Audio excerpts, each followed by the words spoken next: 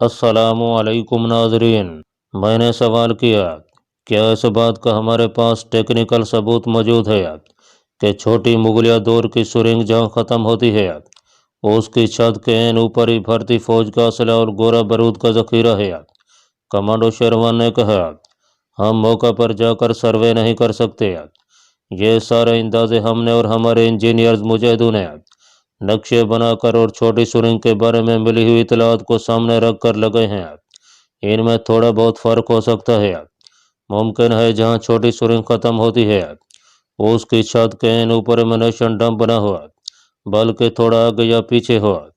ایسی صورت میں ہمیں چھت میں بڑا سوراخ ڈال کر اوپر والی سرنگ میں خود جا کر ٹائم بم پلانٹ کرنا ہوگا۔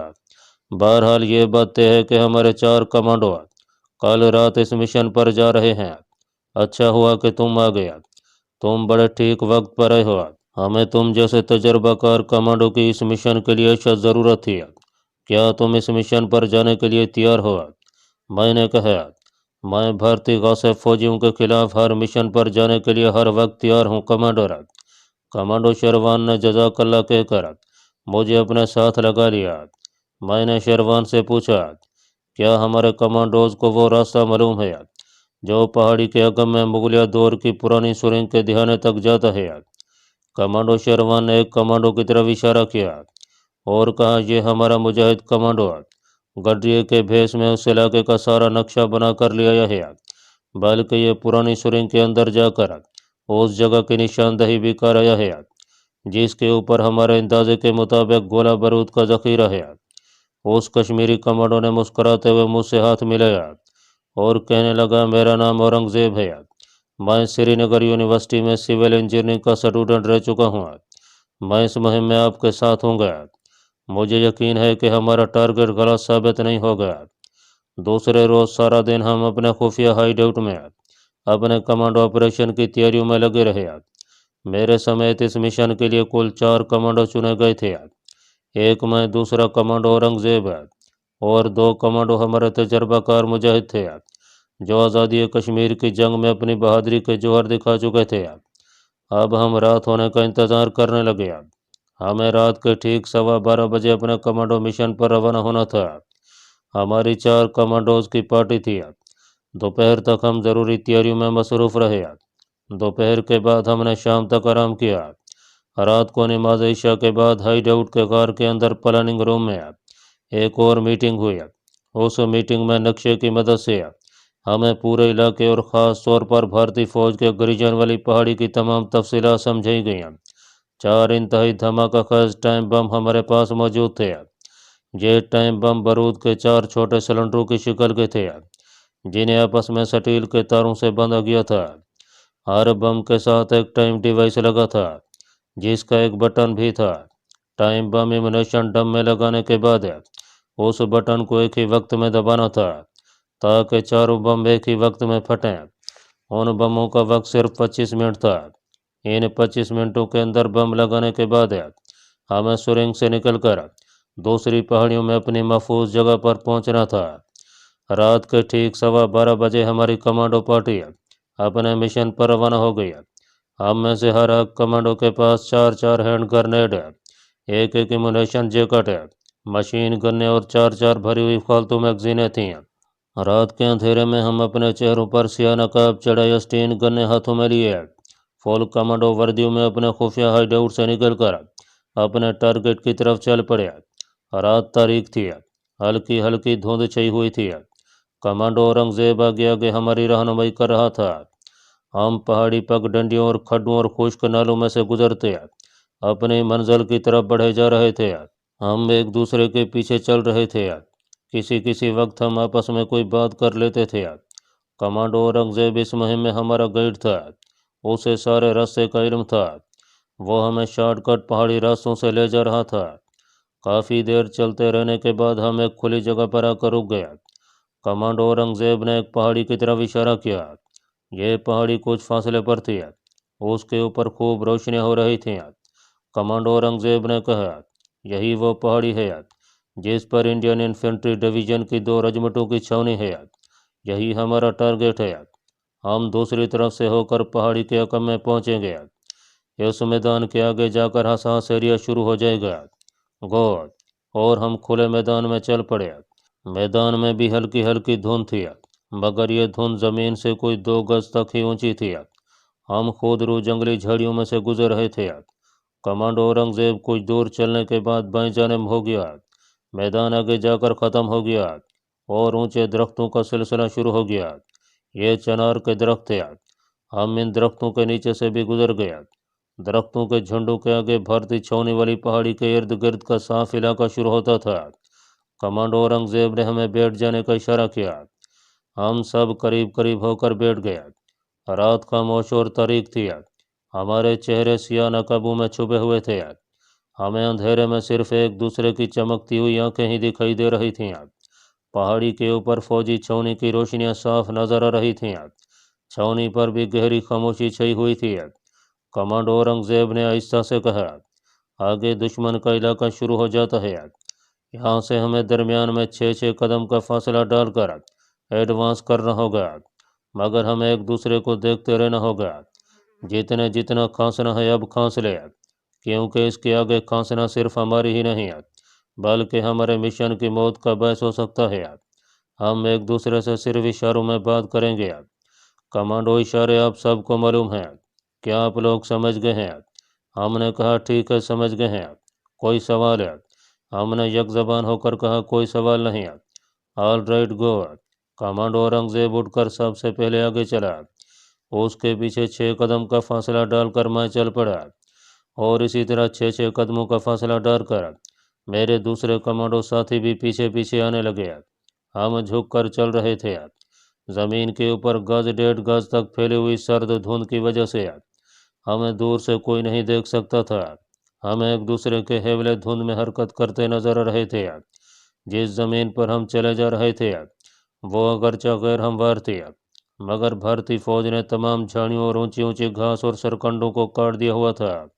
جھک کر چلتے چلتے ہم پہاڑی کے دامن میں اس جگہ پہنچ گیا جہاں اوپر کسی پوسٹ سے سرچ لائٹ کی روشنی نیچے پڑ رہی تھی۔ یہ روشنی گول دائرے کی شکل میں تھی اور پہاڑی کے دامن میں آہستہ آہستہ ایک جانب سے زمین پر پڑتی اور پھر ایک جگہ رک کر واپس چلی جاتی تھی۔ میں نے کمانڈو اورنگزیب کو ایک جگہ رکتے دیکھا۔ گہری دھند میں سے مجھے اس کا سایہ نظر آ رہا تھا۔ اس نے مجھے خاص اشارہ کیا۔ اس اشارے کا مطلب تھا کہ میرے پاس آنے سے پہلے پیچھے آنے والے کمانڈو پارٹی کو بھی خاص اشارہ کرو۔ میں نے اپنے پیچھے اپنے ساتھیوں کو خاص اشارہ کیا اور خود دوڑ کر کمانڈو اورنگزیب کے پاس جا کر بیٹھ گیا۔ 2 سیکنڈ بعد ہمارے دوسرے 2 ساتھی بھی ہمارے پاس آ کر بیٹھ گئے۔ کمانڈو اورنگزیب کی نظریں پہاڑی چھاؤنی کے فوجی گریجن سے آنے والی گھومتی روشنی کے گولے پر جمی ہوئی تھیں۔ سرچ لائٹ کی روشنی کا گول دائرہ کافی بڑا تھا، پھر ایک جگہ رک گیا اور وہاں سے اسی طرح واپس ہونے لگا۔ ہمارا اور پہاڑی کا فاصلہ اب زیادہ نہیں تھا۔ ہمیں پہاڑی کے اوپر وہ کھمبے بھی نظر آنے لگے تھے جن پر بجلی کے بڑے بڑے بلب روشن تھے۔ ان کی روشنی پہاڑی کے نیچے تک آ رہی تھی۔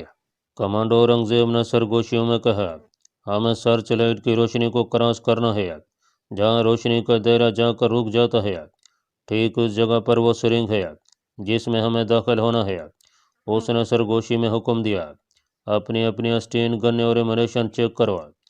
ہم اندھیرے اور دھند میں چھپ کر بیٹھے ہوئے تھے۔ ہم نے اپنی مشین گنوں کو اوپر اٹھا کر چیک کیا، پھر اپنے اپنے میگزین بیلٹوں کو خاص انداز سے چیک کیا۔ اورنگزیب نے دوسرا مجھے حکم دیا، چیک یور ٹائم بم۔ میں نے اپنی کمر کے ساتھ بندھے ہوئے تھیلے میں سے 4 ٹائم بم نکال کر چیک کیا اور کہا اوکے۔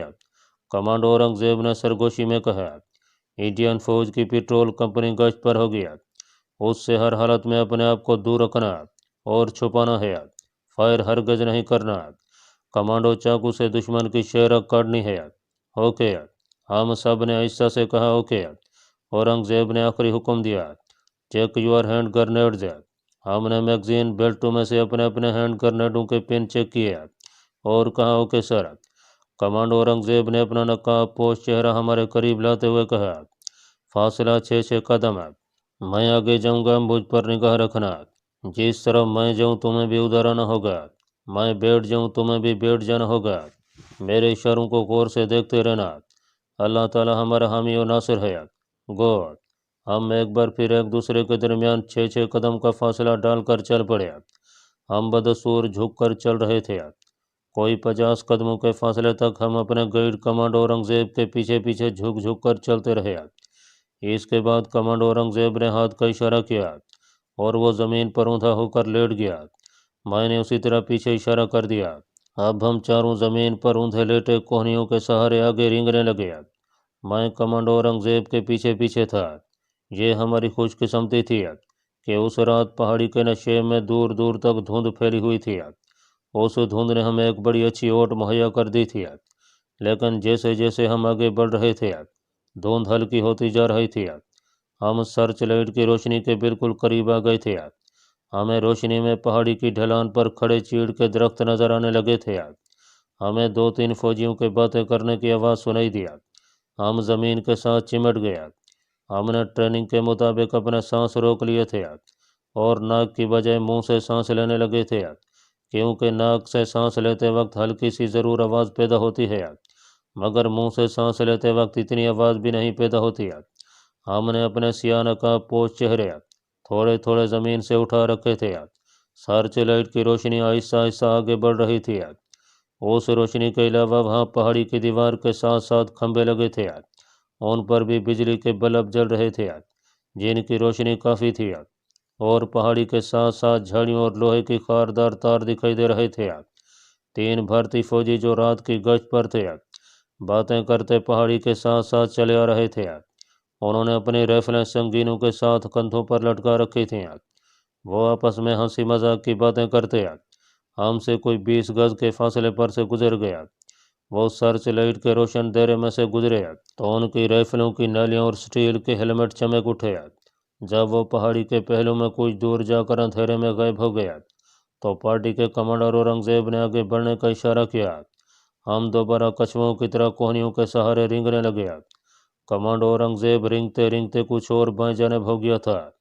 हम कोहर और अंधेरे की चादर में छुप गए थे। हम बड़ी मुश्किल से एक दूसरे को देख सकते थे। हम 20 गज का फासला तय करके पहाड़ी के दामन में उस जगह पहुंच गया जहां खारदार तार लगा हुआ था। कमांडो औरंगजेब ने मुझे आगे आने का इशारा किया। मैं रेंगता हुआ उसके पास पहुंच गया। हमने अपनी अपनी मैगजीन बेल्ट में से 2 छोटे मगर बड़े ताकतवर पलाश निकाले और बड़ी बर्क रफ्तारी से खारदार तार को 2 जगह से काटना शुरू कर दिया। फिर दोनों जगहों को एक दूसरे से हिला दिया। यूं वहाँ 1-2-3 फुट चौड़ा सुराख बन गया। हम चारों कमांडो बारी बारी उस सुराख में से दूसरी तरफ निकल गया। आगे ज़मीन नीचे उतराई में चली गई थी। यहाँ घास थी जो शबनम और कोहर की वजह से गीली हो गई थी। कमांडो औरंगजेब के साथ हमने भी अपने आप को नशे में इस तरह गिरा दिया कि हम रूल करते यानी लुढ़कते हुए नीचे झाड़ियों में जा लगे। औरंगजेब जल्दी से उठा और झुककर पहाड़ी की दीवार की जानिब दौड़ पड़ा। हम भी उसके पीछे दौड़े। पहाड़ी की दीवार में ऊंची ऊंची सख्त सरकंडों वाली झाड़ियाँ थीं। हम उनमें घुस गए। शबनम और रात को पड़ने वाले कोहरे और धुंध ने उन सरकंडों को भी गीला कर दिया हुआ था, इसलिए उनमें से घुसकर दूसरी तरफ निकलते वक्त आवाज़ पैदा न हुई। हम फिर ऊंधे लेट कर रेंगने लगे। कमांडो औरंगजेब अचानक हमारी नज़रों से गायब हो गया। मैंने सर थोड़ा सा उठाकर देखा। वो अंधेरे और ऊंची ऊंची झाड़ियों में मुझे कहीं नजर न आया। मेरे पीछे दोनों कमांडो भी मेरे करीब आकर ज़मीन पर इस तरह ऊंधे होकर रुक गए थे। अचानक हमें उल्लू के बोलने की हल्की सी आवाज़ सुनाई दी। ये हमारा ख़ास इशारा था कि सब खरिया था आगे बढ़ो। ये आवाज़ कमांडो औरंगजेब ने निकाली थी। जिधर से आवाज़ आई थी हम जितनी तेज़ी से रेंग सकते थे रेंगते हुए उस तरफ चले गए। हमने कमांडो औरंगजेब को पहाड़ी के नीचे झाड़ियों में बैठे हुए देखा। उसने हमें हाथ से चले आने का इशारा किया। हम तेज़ी से उसके पास आ गया। औरंगजेब झाड़ियों को इधर उधर हटाता रहा, फिर उन झाड़ियों में घुस गया। हम भी उसके पीछे झाड़ियों में घुस गए। जब झाड़ियों से बाहर निकले तो हम एक खुश जगह पर आ गए थे। यहाँ ज़मीन की घास गीली नहीं थी। अंधेरा बाहर की निस्बत यहाँ ज़्यादा था। कमांडो औरंगजेब ने पेंसिल टार्च रोशन कर दिया और बोला, खड़े होकर आ जाओ। पेंसिल टार्च की रोशनी में मैंने देखा कि हम एक तंग गार में थे जिसकी दीवारों के बाहर को निकले हुए पत्थर नजर आ रहे थे। हम खड़े होकर चलने लगे। ये वही सुरंग थी जो पहाड़ी के अकब की जानिब से मुग़ल बादशाहों के ज़माने में किसी नामालूम मकसद के लिए खोदी गई थी और अब अरसा दराज से बंद पड़ी थी और पहाड़ी टीले के ऊपर भारतीय फौजियों को इसकी खबर नहीं थी। अब हम सरगोशियों में बातें करने लगे थे और कमांडो औरंगज़ेब के पीछे चल रहे थे। कमांडो औरंगज़ेब पेंसिल टार्च की रोशनी डालकर हमें रास्ता दिखा रहा था। पेंसिल टार्च की रोशनी अगरचे मामूली थी मगर गार के अंधेरे में वो बहुत काफ़ी थी। उसने छत पर रोशनी डालते हुए सरगोशी में कहा, हम ऊपर भारतीय फौजी के छावनी के नीचे से गुजर रहे हैं। गार में नमी थी और फिजा में घुटन का एहसास था। सुरंग की छत हमारे सरों से कोई 1 फुट ऊंची थी। कई जगहों पर छत पर लटकते हुए जाले हमारे चेहरों के आगे आए। सुरंग में बाहर की निस्बत सर्दी बहुत कम थी, बल्कि हमें हल्की हल्की गर्माइश का एहसास हो रहा था। सुरंग आगे जाकर एक तरफ को मुड़ गया। यहाँ ज़मीन पर जगह जगह छत पर से और दीवारों पर से उखड़ उखड़ कर गिरे हुए पत्थर और मिट्टी पड़ी थी। हम बड़ी एहतियात से चल रहे थे। एक जगह जाकर सुरंग बंद हो गया और आगे दीवार आ गया। कमांडो औरंगज़ेब ने वहां रुककर पेंसिल टार्च की रोशनी छत पर डाली और कहा, औजार निकालो। ये औजार जो फौलाद की छोटी गेंतियाँ थीं हमारे 2 साथियों के पास थीं। उन्होंने फौरन फौलादी गेंतियाँ निकाली और जहां औरंगज़ेब खड़ा था वहां लपक कर आ गया। कमांडो औरंगज़ेब ने छत पर एक जगह टार्च की रोशनी डाली और कहा, यहाँ से खोदना शुरू कर दो। दोनों कमांडोज ने छत के पत्थरों में गेंतियाँ फंसाकर उन्हें आहिस्ता आहिस्ता धचके देने शुरू कर दिया। मैंने औरंगज़ेब से कहा, क्या पत्थर उखड़ जाएंगे? वो मेरे करीब खड़ा था। हम धीमी आवाज़ में बातें कर रहे थे। कहने लगा, ये चट्टानों की पहाड़ी नहीं है, ये मिट्टी गारे और पत्थरों की पहाड़ी है। मैंने इसका पूरा सर्वे कर रखा है। चट्टानी टीले में हम सुराख भी नहीं डाल सकते थे, लेकिन ये पत्थरों और गारे से मिलकर पहाड़ी बनी हुई है। इस दौरान छत के 2-3 पत्थर उखड़ कर नीचे गिरे। हमारे साथी कमांडो इस तरह गेंतियाँ चला रहे थे कि उनकी आवाज़ पैदा नहीं होती थी। वो गेंती के तीखे सिरे को छत के किसी पत्थर के कोने या पहलू में फंसाते और पूरी ताकत लगाकर उसे ऊपर को उखाड़ देते। छत के छोटे बड़े पत्थरों के साथ अब मिट्टी भी गिर रही थी। मैंने औरंगज़ेब से पूछा, तुम्हारे ख्याल में छत की मोटाई कितनी होगी?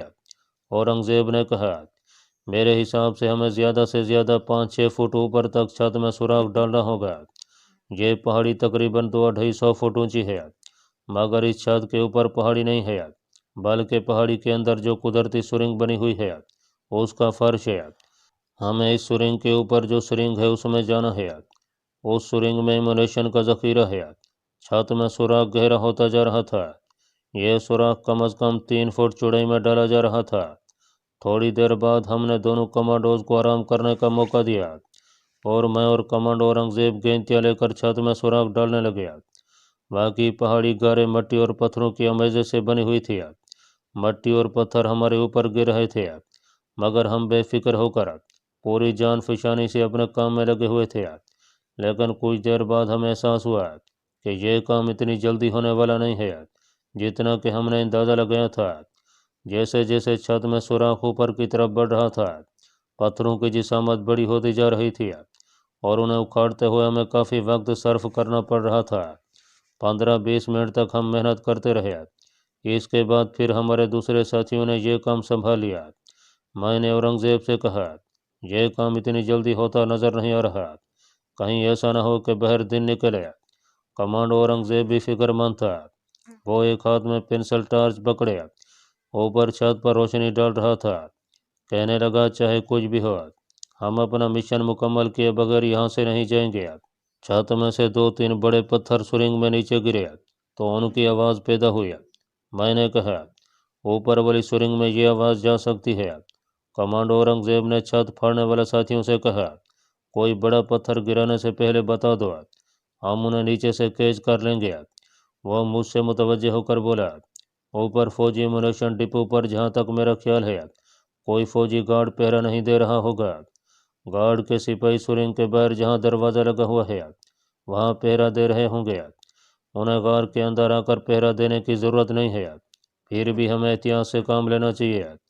ऊपर किसी वक्त भी कोई इंडियन फौजी चक्कर लगाता आ सकता है। अब ऊपर से कोई बड़ा पत्थर उखड़ता तो हमें इशारा कर दिया जाता।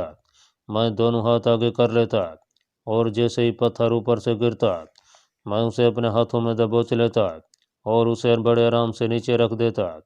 کمانڈو اورنگزیب نے اپنی گھڑی پر ٹارچ کی روشنی ڈالی، کہنے لگا رات کا 1:30 بجنے والا ہے، کوئی بات نہیں، ابھی دن نکلنے میں کافی وقت ہے۔ اس نے اپنے ساتھیوں سے کہا جلدی کرو۔